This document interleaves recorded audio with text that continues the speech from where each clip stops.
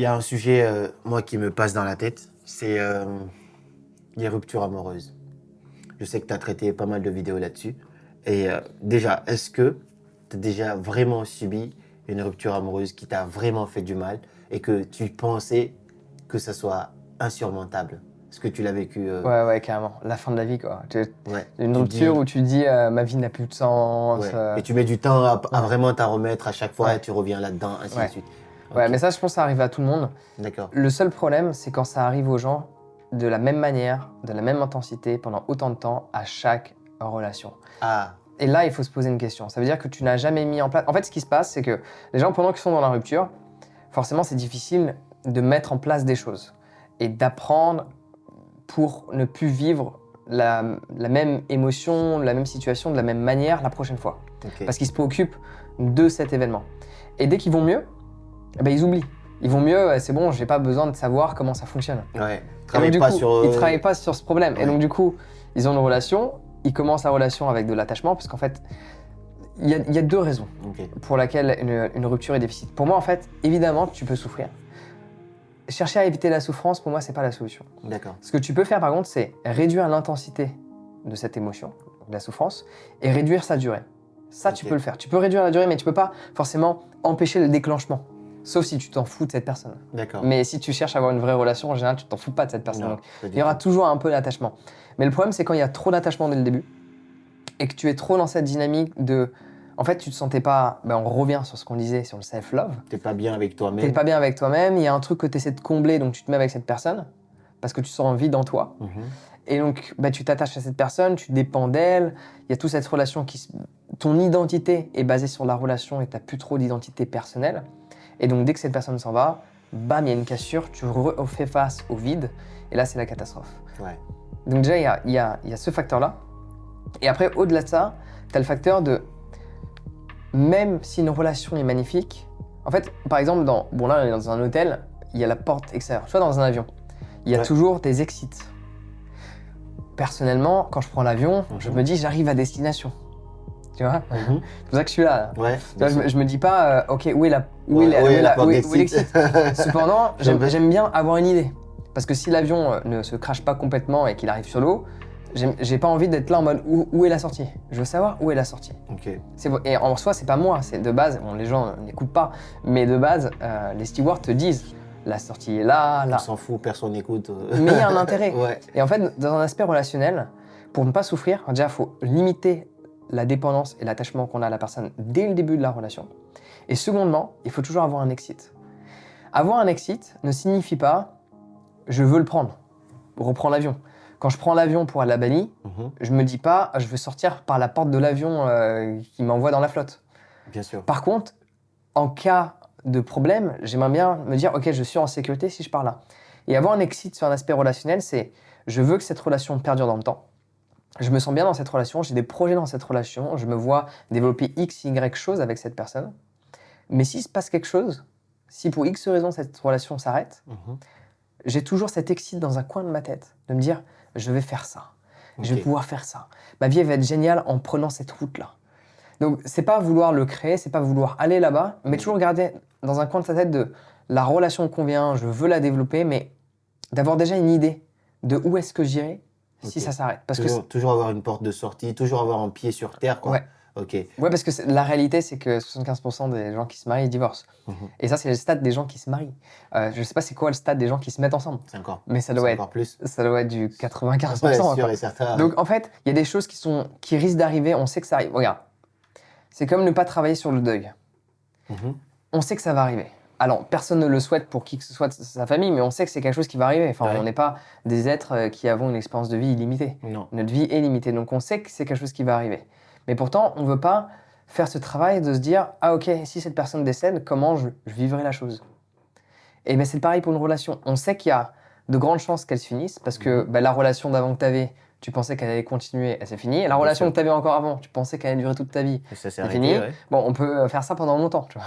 C'est vrai. Donc, anticiper, déjà, te permet aussi de moins stresser dans la relation et d'avoir plus de chances qu'elle perdure aussi.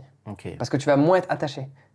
Moins Bien tu es sûr. attaché, en fait, l'attachement crée une certaine pression chez l'autre. C'est un peu comme un oiseau en cage. Bien sûr. Un oiseau, quand tu le mets en cage, il a qu'une envie, c'est de s'envoler. C'est de s'envoler, oui, bien sûr. Même si la personne t'aime, mais dès que tu t'attaches trop et que tu laisses plus d'espace à la personne, Exact. bah, tu lui donnes envie en fait d'être libre. Et Ouais. ça brise. C'est ce que j'ai dit dans une de mes interviews en disant que la personne dépendante elle-même, parce que souvent on a l'impression que c'est la personne qui est dépendante affective qui cause en fait, qui est victime. Mais parfois une personne dépendante affective peut elle-même être la cause en fait de la séparation parce que l'autre personne ne se sent plus elle-même, tu vois. Et ça cause en fait beaucoup de problèmes. Donc là, tu as dit en fait toujours avoir en fait quelque chose pour anticiper la chose. Mais est-ce que tu aurais un petit conseil, par exemple, aujourd'hui, pour quelqu'un qui est en train de souffrir en fait de cette rupture amoureuse pour pouvoir s'en sortir? Alors, il y a différentes choses à mettre en place, mais c'est sûr que il y a des choses qui vont être difficiles à mettre en place, mais elles sont essentielles. Déjà, faire en sorte de ne plus être confronté à l'aspect visuel de la personne. Donc, si c'est possible, évidemment, donc, dans l'environnement, ne plus croiser cette personne pendant au moins quelques temps. Ok. Une fois que le travail est fait, on peut revoir la personne. Selon moi, c'est pas la chose à faire parce qu'en général, ça fonctionne pas. Mais pourquoi pas? Ok. Donc, il faut enlever tout ce qui est visuel. Donc, s'il y a des photos, il faut les enlever. Si tu ne te sens pas capable de les supprimer, mets-les dans des disques durs. On va confier ça à quelqu'un. Range-le. Ouais. Voilà. Mais que, pareil, le contact, à un moment donné, si la personne, son prénom commence par un S et tu dois appeler un pote, son prénom commence par un S, faut pas que tu sois confronté à ça. Sur les réseaux, pareil, ne suis plus cette personne. Le but n'est pas de haïr l'autre, mais c'est sûr que c'est plus simple. C'est pour ça que les gens haïssent en général. Tu sais, il y a tellement d'amour, puis il y a de la haine. Ouais, Pourquoi? Parce que quand tu haïs quelqu'un, c'est plus facile de t'en séparer. bien sûr. Mais c'est pas la solution pour moi, parce que sinon, tu vis dans un monde où, enfin, c'est pas un Tu monde. n'avances pas, quoi, entre guillemets. Voilà, c'est Ok. pas un monde agréable à vivre. Donc, il faut enlever tous les visuels possibles reliés à cette personne. Et pareil pour les objets. En fait, il faut pas que tu aies de rappel dans ton environnement. Ouais, quelque chose dans ta tête qui te rappelle cette Voilà. personne. Et idéalement, après, c'est de créer un changement dans son environnement, d'apporter de la nouveauté.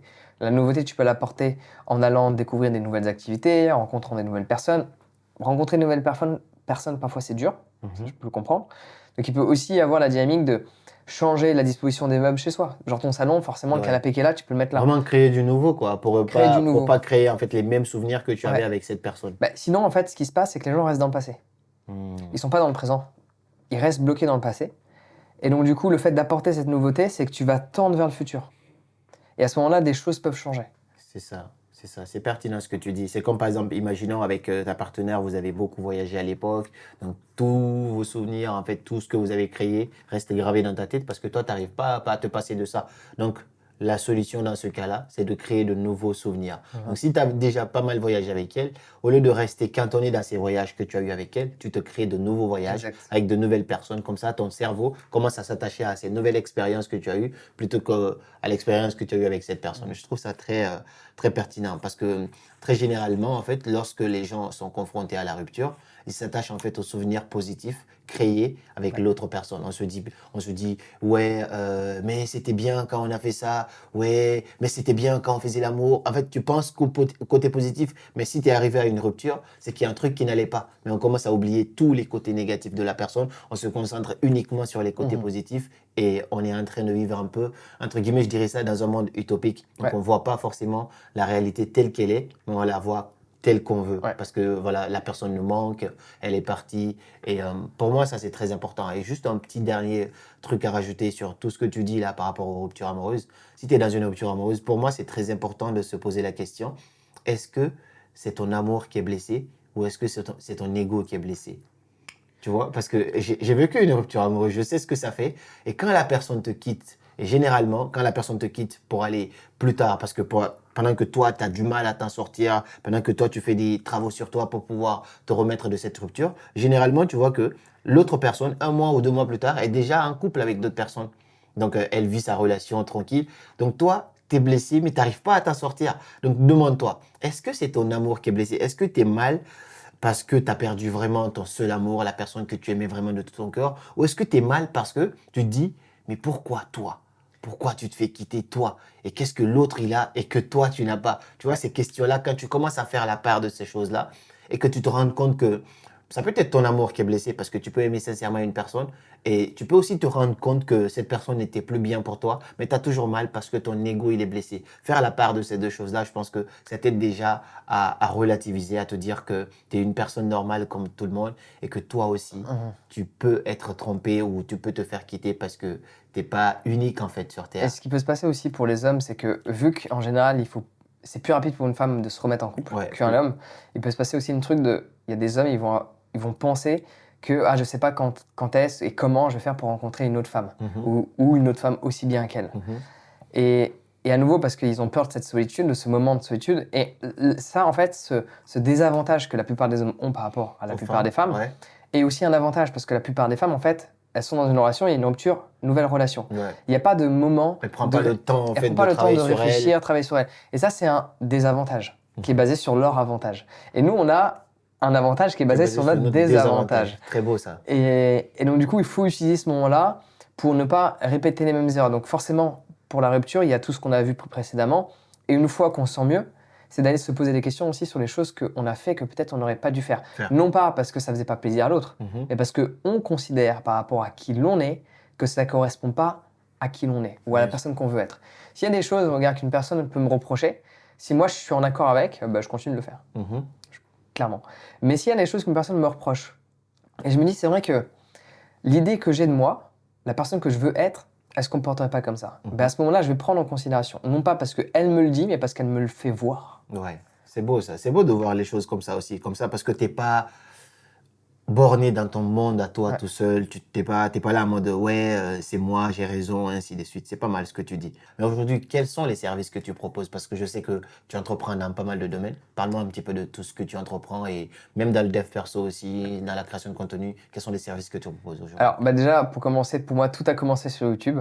Ok. Donc, toutes mes vidéos sont accessibles sur YouTube. Donc, les gens peuvent me retrouver sur YouTube. C'est Jean Laval, tout simplement. Ouais, je mettrai ça dans la description. Faut aller voir parce que c'est vraiment très pertinent. Vous tapez les vidéos. Aujourd'hui, il y a des vidéos anciennes. Ça fait longtemps qu'il est là. Et je pense que si vous aimez bien ma chaîne, c'est sûr que vous allez aimer parce que ça se ressemble énormément. Merci. Et après, je suis sur tous les réseaux, mais mon bébé et le cœur du truc, c'est YouTube. Et après, je propose plein de services différents. Je suis connu principalement par rapport à la méditation. D'accord. C'est mon programme phare. J'ai enseigné à des milliers de personnes de méditer. Et je tiens à préciser, alors ça c'est un peu spécifique, mais j'ai vraiment enseigné aux gens de méditer. Parce qu'on vit dans un monde où il y a de la méditation guidée. Et ça, c'est pas de la méditation. Parce que si on te guide, ça veut dire qu'il y a une parole. De par cette parole, il y a une pensée, il y a une image mentale. Et s'il y a une image mentale et que tu te focalises dessus, c'est pas de la méditation. Ouais, parce que tu n'es pas vraiment dans l'immersion. Le problème, c'est que de par le marketing, en fait, on réemploie des mots qui n'ont rien à voir avec leur sens. Ok. Et pour justement vendre des trucs. Et donc moi, j'enseigne vraiment la méditation. Donc c'est une formation pour méditer et c'est pas de la méditation guidée. Les gens, après, ils ont plus besoin de moi. Ils sont libres. C'est comme quand tu vas te former, quand tu as un diplôme, tu n'as plus besoin de retourner à l'école toute ta vie. Normalement, tu as ton diplôme et tu t'en vas après. Bien et sûr. tu es très content de ça Bien d'ailleurs. Et donc, principalement, je propose ça. J'ai plein d'autres services. Les gens peuvent aller voir sur mon site, jeanval.com. Et j'ai bien sûr cet ouvrage qui est un best-seller, qui s'appelle l'Encyclopédie du bien-être, que je t'ai en plus apporté pour toi. Oh. Donc, j'ai plein d'autres ouvrages. Tu vois, j'ai un jeu de cartes, j'ai un workbook, j'ai un nouveau livre qui sort là en mars. Mars. Chez les éditions J'ai lu aussi, qui est pour passer à l'action. D'ailleurs, ça va avec tout ce qu'on s'est parlé. Ouais. C'est-à-dire que le titre, c'est N'essaie pas, fais-le. C'est beau, j'adore le titre. Ouais, regarde, pour donner N'essaye une idée, pas, fais-le. les gens qui travaillent avec moi, combien de fois, par exemple Marilyn ou Damien, elle me dit « Ah, je vais essayer de faire ça ». Je fais « Non, non, n'essaie pas, fais-le ». Ou « Ah, je vais essayer. Ok, j'essaie de te payer à la fin du mois ». Ouais. Tu vois, là, Fais-le. il n'y a pas d'essai, c'est soit tu fais, soit tu fais pas. On n'a pas essayé de se voir. On n'a pas essayé de tourner. Ouais. On l'a l'a fait, fait. quoi. Ouais. Tu vois. On le prévoit, on le fait. Et sinon, ce livre, l'Encyclopédie du bien-être, ça résume un peu tout ce qu'on a dit en plus poussé. C'est que j'aborde... Donc il y a 480 pages. Donc C'est quand même balèze. on se rend pas compte parce qu'il est en format poche, mais les pages sont très fines, à un prix ultra raisonnable. Et en fait, si tu veux, c'est qu'il y a plein de situations de la vie auxquelles les gens ont déjà été confrontés et d'autres auxquelles c'est sûr qu'ils vont être confrontés, si ce n'est pas encore le cas. Et j'y apporte une perception des choses qui leur permettent de bien se sentir dans le quotidien. Ok. Donc, voilà. Donc, déjà, celui-là, il est pour toi. Oh, très touché. Ça, c'est devant vous. J'ai un livre. Je vous le recommande d'ailleurs, sincèrement. Allez-y voir ça sur Amazon. Il est partout, Amazon, dans les Amazon, différentes sur son librairies. site aussi, Internet. Allez-y voir, c'est l'encyclopédie du bien-être. Et j'ai hâte de voir aussi ton nouveau livre parce que le titre, il me parle bien. Ouais. N'essaye pas, fais-le. Ouais. Et celui-là, il est très simple à lire parce qu'en fait, ayant beaucoup lu, au tout début, pour moi, c'était difficile de lire parce que l'école m'a m'a dégoûté de la lecture. Ok. C'est Moi mon aussi. passe-temps et tout ça. Moi aussi. Et après, j'ai appris à lire. Et donc, du coup, comment j'ai appris à lire? C'est en lisant des livres où il y avait des petits chapitres. Donc, j'ai fait en sorte de confectionner un livre où il y a plein de petits chapitres qui permet aux gens qui sont pas habitués à lire de commencer la lecture, de se dire, OK, là, j'ai juste besoin de lire 2-3 pages. Ouais, je lis Hop, un chapitre 2-3 et pages. après c'est bon. Les chapitres sont courts. Et donc, du coup, ça simplifie vachement la lecture. C'est ça. Moi, j'aime bien ces livres qui sont bien structurés comme ça. C'est comme celui que je suis en train de lire en ce moment. C'est Les dieux voyagent toujours incognito. Tu dois le connaître. Non. C'est Laurent Gounel, je crois. Ah oui, ça, je Ouais, connais. Laurent Gounel. Et ben du coup, à chaque fois, il y a des petits chapitres et c'est des petites histoires. Du coup, là, tu as un chapitre, tu te dis, OK, ça suffit pour aujourd'hui, je peux aller dormir. Et tu vas dormir. Le lendemain, tu te réveilles, tu prends aussi un chapitre. Donc, c'est très pertinent. En tout cas, c'était un plaisir pour Plaisir moi partagé. de faire cette interview avec toi, de te rencontrer aussi en personne parce que c'est toujours beau de voir quelqu'un derrière un écran, mais c'est encore mieux de voir la personne en face. Et on se dit à bientôt pour de nouvelles choses aussi, À pour très une bientôt. conférence et une interview et tout ça. Merci Jean. Merci à toi.